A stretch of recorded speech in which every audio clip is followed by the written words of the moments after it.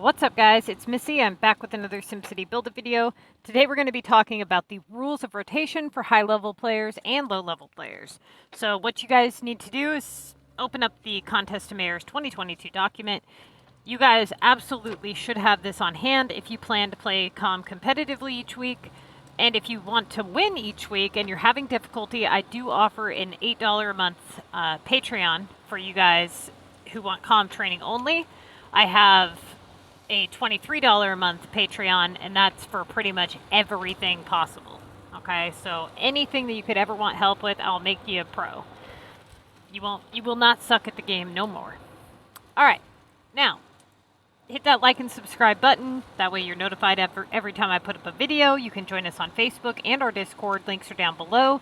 And let's just go ahead and jump on into this. So the rules of rotation is not the same as the order of rotation. The order of rotation is basically, it has to do with premium, non-premiums, and no-touch last resorts, okay? That's the order. Rules of rotation has to do with the tasks remaining. So what you'll notice is that if you've watched the walkthroughs and whatnot, is that certain thresholds with tasks remaining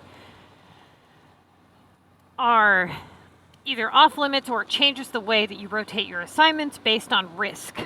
Okay? So before the game had introduced streaks, we really didn't have to worry about it wasn't anywhere near as complex as it is with the streaks. So before streaks, you didn't have to stack up all your upgrades as low-level players. All you had to do was basically cancel the ones that were sitting there at 3K if they were blocking one of your good doorways. That's it, right? Factory tasks, it didn't really matter if they came back right after each other because you could just ignore them and move on. But with the streaks, those assignments have been chosen for you. You can't avoid them if you want to complete the streak, right? So you have to be very careful which tasks you rotate before the streaks because it can cause you to have too much downtime, can cause you to fail the streak. There's a number of reasons. So risk is something that you really have to look at. And what you want to do is you want to know, when is something a risk and when it's not a risk. So within this is for high level players only, within the first 40 assignments, okay, so 20 tasks remaining, right? 40 assignments in, opportunity trumps value. At this point, you are considering value, of course, always consider value. You always go with your highest assignment, but you consider all the other things, including opportunity. Opportunity trumps value in terms of importance. So if something is slightly higher in value, but the other one is far better in opportunity, opportunity will trump value, right? Meaning, let's say you have a 1K Omega versus a 1,800 chairs. One is 800 points higher, but the Omega is a premium assignment. It could be worth 3,000 points. The algorithm is high. It will come back quite a bit. Whereas the chairs has a lower algorithm, and it's a non-premium assignment, so therefore the opportunity is lower than the Omega. So opportunity in this case trumps the value of the chairs. And that is why we would go with the Omega. Right? Okay. So now that we've got that cleared up, the first 40 assignments, opportunity trumps value. The first 25 assignments, so this would be 35 tasks remaining. You do factory tasks only if the positive outweighs the negative, okay? So what that means is, let's say that you have a feed or an electrical assignment, but you don't have it prepped. Depending on its value and depending on your doorways, you will have to determine if you should take the downtime now to get that assignment done. If you think that, basically, it's pretty simple. If you think that you're going to have to do that assignment before the streaks, if you don't think that you can, go until after the streaks, if you can't leave that assignment to sit until after the streaks without lowering your score, then you will need to find some time before streaks within the first 25 assignments to get that task done. After 25 assignments, for the most part, you're going to leave factory productions to sit until after the streaks, unless you have moved so quickly that you can afford the downtime if it comes multiple times. For instance, let's say you reach 20 tasks remaining within like 12 hours or something. And it happens a lot, actually, for players who know what they're doing. So you've reached the streaks, you've got like 4.5 days left, and you get electrical for, 3,000 points in the main list. You're just about to start streaks. You can afford to do the electrical before the streaks because you have so many days left. Now, if you don't have any other long factory productions secured, maybe if you're really busy that week, or you also need to consider your regional HQs. Let's say that your regional HQs are all opened up and you didn't leave one locked. You do not want to have a situation where you get stuck dealing with electrical and all of your regional HQs are locked and you haven't secured your regional HQ task. That happens to people a lot. So basically, when the positive outweighs the negative, you can do your factory tasks within the first 25 assignments and then deal with them after the streaks. It's okay to leave a long factory production to sit for after the streaks. Okay, even if it's at 3,000 points. It won't hurt you too much. So basically, after you finish the streaks, you will then do value trumps opportunity. Okay, so at 20 tasks remaining is when you start streaks. However, you should attempt to secure any tasks that could be a risk. This is the soonest you should start streaks. You can start them at 24 tasks remaining if you're trying to save tickets. But, you should aim for right around 20 tasks. You can go as far as 9 tasks and still use your tickets to finish the streaks. There's 6 streaks in Mega at 4 tasks each. That's 24 assignments. That means you can go as far as 9 tasks remaining and you can still finish your streaks. Okay? Now, what you don't want to do, and this part confuses some people, so try to pay attention. The last 15 assignments is value trumps opportunity. Let's go back to the chair situation, okay? If you just had an Omega for 1,000 come in, and you have chairs for 1,800, and you're in the rule of rotation, where value trumps op, you would go with your highest valued assignment regardless of opportunity, right? This is because you're running out of assignments.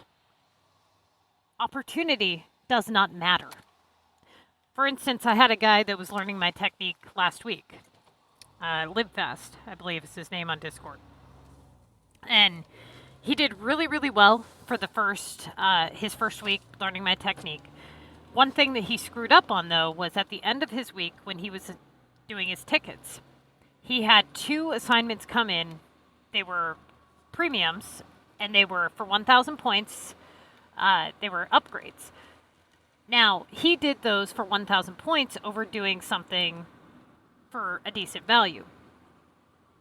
When you're running out of assignments, it doesn't matter if you're opening up opportunity because you're running out of assignments, right? So he overall, think about it like this. You have 10 tasks, okay? And within that 10 tasks, you could have scored, let's say, 20,000 points if you would have done value over op. But because you went for opportunity over value, by the time the opportunity that you were trying to open up came back around to benefit you, you were out of assignments. When you have more assignments to work with, the opportunity rolls back around, and the points that you gain from those assignments becoming a reoccurring task end up giving you more of a boost than just taking value over op. Okay, so that's why we do it the other way when we have a lot more assignments left. So just make sure that you guys, if you're high-level players, if you get to 20 tasks remaining, here's what I usually tell people to do. Treat your list similar to value over opportunity. Okay, pretty much you do your main tasks. you're probably going to be in a situation where you have a non-premium assignment that is not main task value. If it's a good doorway and you haven't secured any long factory productions or, regionals or whatever, depending on what your risk is, go ahead and attempt a below main task value rotation. But if it continues to, give you below main task valued assignments, then you would just move to the streaks and you'll finish with your tickets with value over opportunity. So what you don't want to do is you don't want to end up in a situation where, let's say that you have a 3,000 electrical sitting that you could have done after the streaks, but you chose to dink around with a bunch of 1,200 point assignments trying to secure a risk that really wasn't that bad of a risk. So now, by the time you got to the streaks, you couldn't even do the 3K electrical when the streaks were over because now you've run out of assignments because you just lowered your score, okay? Don't do that. Only continue past 20 assignments remaining if the task is at main task value, or you can do like one rotation at a rotatable valued assignment if, like I said, the doorway is a good doorway and you have a lot of risk out there with, let's say, like a regional HQ assignment, okay? If you have no regional HQs, you need to be very, very, very careful because a lot of people, they screw up and they open their regional HQs too early without securing that assignment, and then they fail the streak, okay? You have to leave one locked. Always leave one locked. You only have 24 hours on the regionals, the regional HQ, so it really doesn't take much for you to fail. I mean, think about it. Even if you leave one locked, okay, and you open it at the start of your streak, if you get 2 electrical factory tasks, and then let's say a feed task just somewhere in there, and then get it, you're going to be past the 24-hour mark, and it's going to be closed off. So you're going to fail the streak. And that could mean losing an entire week's worth of work, all over not securing it or paying more attention to, when things are open, or simply just moving quicker. Moving quick is very, very, very important, okay? So we talked about when streaks are finished, you do value over opportunity. Last 15 tasks of the contest are obviously value over op. Okay, now the rules of rotation for low-level players. The first 40 assignments is opportunity over value.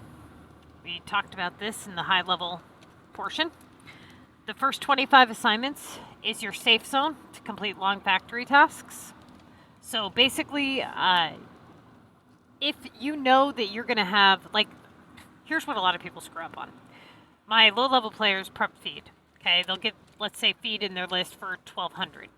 Now, they might be able to leave that feed assignment to sit for the duration of the contest, but they also might not be able to. So what they have to do is they have to assess their list, leave the feed to sit, and not pick it up, and then they have to determine, can I safely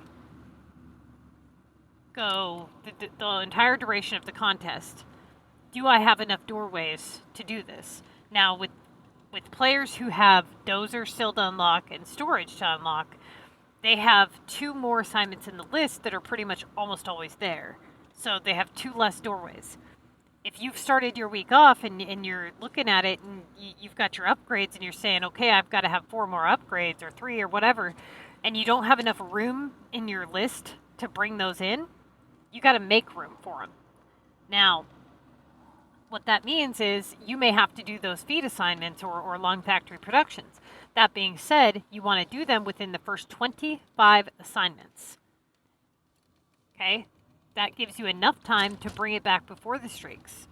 Now, what you don't want to do, though, is you don't want to take a lot of downtime within the first day either. So it's really important that you guys leave your feed to sit. Like, let's say you have seeds in your list and you have minerals and now you have wood. Obviously, you have 3 doorways that require you use your factories, okay? If you have feed there as well and you already have the feed prepped, you have to look ahead and you have to say, am I going to do these factory tasks and then immediately have to prep feed again? If that's the case, then you should probably do the feed first, get that doorway opened up, and then do those factory tasks so that you don't have to take all that damn downtime, okay? All right, so refer to the CoM guide basically for each value and risk. And then at 30 tasks remaining, you're going to look at your list. You're going to see how many upgrades you need before you can safely start the streaks. This is when you're going to begin rotating your last resort tasks such as coins, keys, repair. Note that Epic does get marked as an LR task at the value below main task. So at rotatable value, we mark it at LR. However, it is not a last resort rotatable in terms of to be done before the streaks. Epic is another one that you would want to do within the first 25 assignments. Epic usually comes right back, so you want to fit as many assignments into your Epic project as you can. And then usually either it stays away indefinitely or it continues to come back. So with low-level players, you only have one map unlocked. You have a 12-hour cooldown between epics. You cannot afford to start an epic, get one damn factory task, and then be on a cooldown. You'll end up failing the streak. Okay? So it's best to leave epic projects to sit if they are below main task value, and within the first 25 assignments would be the only time that you would want to do them. Now, you should not start streaks any sooner than 25 tasks remaining, but when you get 30 tasks remaining, you want to say, okay, this is how many upgrades I have, this is how many I need to get, and these are the doorways that I have to work with. You know, maybe you have like a cement for 800 and a cargo for 1200, and then like a chairs for 1800. Those are your 3 doorways you have to work with, okay? So you've determined which ones are your doorways, but then you have your LR tasks. You have your repair, your keys, your coins. You would start with, if repair and keys are at rotatable value, or at LR values, 1200, you would start with the coins as it has a higher rotation, meaning it usually goes 2 to 6 tasks before it comes back. You're at 30 to 25 tasks remaining, so you want it to go, you know, as far as you can. Start with the coins. If you do or don't get an upgrade, depending on what task you get, go with that one. Then you can go with the keys, then you go with the repair, and you start just jumping all around on your list. And this will help you stack up those upgrades. Once you have all your upgrades in your list, if you want to save tickets, you can start streaks at 24 tasks remaining. But if you don't care to save tickets, then you would start them at 20 tasks remaining and no later than 9 tasks remaining. So if you have been trying very hard to get your upgrades and you haven't got those in yet, you can attempt to rotate 1 task from your streak and then jump back down to the main list. That usually will kind of scramble things up a bit. I do have videos where I talk a little bit more about that technique, so do check that out if you need to. But you should not start streaks any sooner than 25 tasks remaining and no later than 9 tasks remaining. There are instances where you may have to, though. For instance, I had a situation a couple of weeks ago with one of my players. He had like 30 tasks remaining. He had basically everything in his list was untouchable. You know, he had all of his upgrades. He had all of his long factory productions. Everything was no touch value. There literally wasn't one thing that he could rotate that would not cause him to have a risk. So over 6 assignments early, we're not going to cancel an upgrade, and we're not going to open up a huge shitstorm by doing a factory task or something. So basically he just started streaks a couple of tasks early, and then he was able to do value over opportunity when the streaks were done. And it worked out very well. But that is a very rare thing to have happen. All I'm saying is that assess your situation, you know, look at all your possibilities, weigh out your pros and your cons, and if the pros outweigh the cons, then you go with that. Okay? All right. Let's see. After the streaks, if you have any tasks remaining, tickets, whatever, it goes value over opportunity. Okay? So obviously, opportunity is always considered, but value trumps it. For instance, let's say that you have a 1K VU, it just came in, okay? And you get I don't know, let's say a 1200 cargo, okay? You would go with the cargo for 1200 over the VU for 1K because VU just came in for 1K, unless you're at like 15 tasks remaining, okay? And you know that's your good doorway, and maybe you've had cargo a whole bunch of times, you feel that the VU is going to yield more, then that would be a rare occurrence where, yeah, you would probably go with the VU. But let's say you had like a 1600 keys versus a 1K VU. You would obviously take those 600 points more over the VU because opportunity is running out. You only seek opportunity when it's going to be beneficial to you. Opportunity does not matter when you don't have any more tasks coming in. So usually what ends up happening is by the time you guys rotate all of your stuff and get it all situated, your opportunity comes back around to benefit you. You know, the points that you lost by not picking the keys or something, you will gain back with the reoccurring premium. But when you don't have more tasks to come in, you don't gain those points back. You just basically get it as a loss. And you don't want to have that happen. So at this stage in the contest, whenever you are done with your streaks, or, you know, it's your last 15 assignments, however you want to look at it, you do value over opportunity, okay? Tip, do not rotate LR tasks too early. They will drop your average and return almost immediately. Do not take significant downtime during active war for long factory tasks. As low-level players, you do have little factory slots. Getting this task even one more time could cause you to lose half of a day. Okay, so the first tip, do not rotate your LR tasks too early. This, I cannot tell you how many times people ignore this, and I cannot stress this enough. So many people will end up in a situation where their list isn't looking very good, and they get, let's say they have like 40 tasks remaining, and they immediately start doing their LR tasks like coins, repair for 1200, keys for 1200. If you are at a position where you need to do your last resort rotatables too early, then that is not going to benefit you. All that's going to do is drop your average, and then that task is going to return. And you're going to be in the same exact situation you were in, except for you're going to have a lower average, less task, less score. Okay? So that is not the solution to your problem. If you find yourself in that predicament, do not do that. It will really screw you up. Okay? Like, I mean, really. It'll cause you to lose. So many people screw that up. Big time. Not to mention, it usually causes more upgrades to roll in because you're doorway jumping a lot, and then you end up like, now you're in a position where you're just close enough to the streaks to where you really can't afford to do anything about it, but you're a little too far for it to be beneficial, so you're stuck.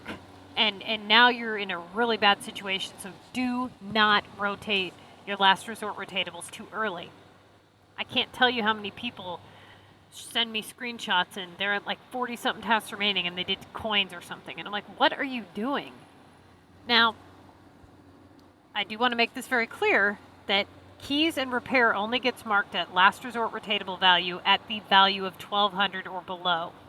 Now, I say below because SimCity has been trying new things, and they've been giving us keys and repair below 1200 points.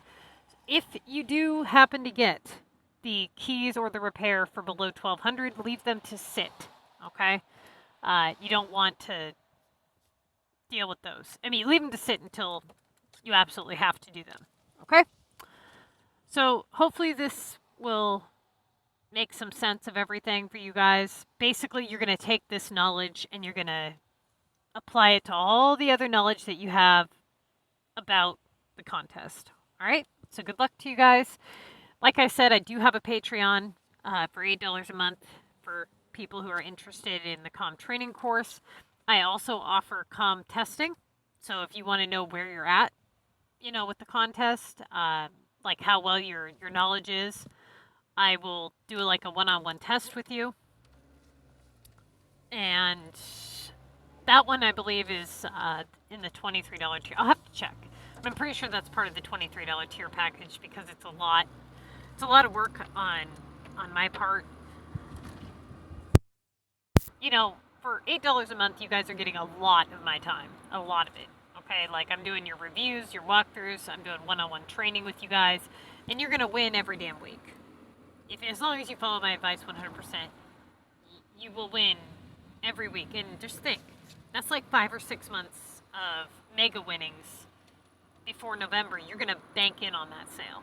So, also, even if you don't want a Patreon, if you just want to show thanks to the channel, there is a thanks button, kind of similar to the like button.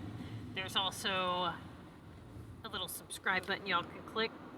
Definitely do that. We are almost to 3,000 subscribers. That would be a huge help. Anytime you guys can share my channel,